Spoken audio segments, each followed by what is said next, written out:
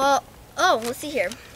In breaking news, we have a story about a little girl and her two sisters being kidnapped and their tribe being kidnapped by Captain James Cook.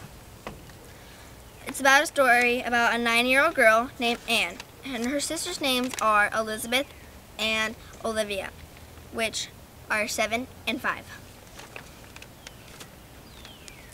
The year is 1889. We were perfectly fine. Me and my sisters helped Ma with the household chores. On May 7, 1889, Captain James Cook took over with his mighty force to the mainland. Aunt May sent a letter to warn us.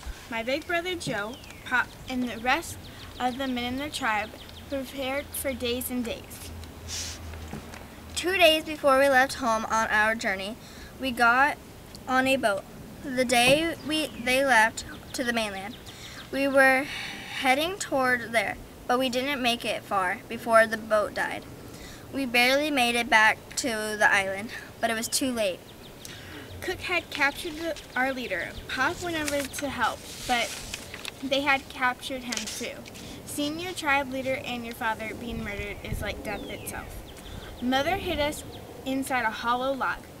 I heard the rumbling of leaves as if somebody were walking towards us. The closer the sounds drew towards us, the faster my heart raced. My younger sister Olivia screeched. I put my hand over her mouth and held it as tight as I could. But they had already discovered our hiding spot. I didn't know what was going to happen, but they took us to the mainland by boat. I was terrified, but I had to stay strong for my Balayan sisters. They were so brave for such a young age. When we arrived, it looked like a rich man's village, but I have never seen it before. Cook and his men must have built it. They drug us like their slaves. They brought us to a cold room with concrete floors. They fed us food with only maggots in it. Ew. The next day, they woke up at 5:30 a.m. to do the chores for them. I don't think so. I had the feeling we had become their slaves. We were only young children. We did not understand their cold, cruel ways. We scrubbed the windows, we scrubbed the walls, we scrubbed the floors, we scrubbed, and we scrubbed all day long. Did. It felt like our arms were about to break off. Oh. I spent the night laying awake in bed wondering where my mother was. I felt like my life wasn't worth anything. Ooh. My tribe gone, my father dead, and my mother, well, may as well be gone forever. I had the feeling I'd never see her again. The only real reason to thinking too is for my sister.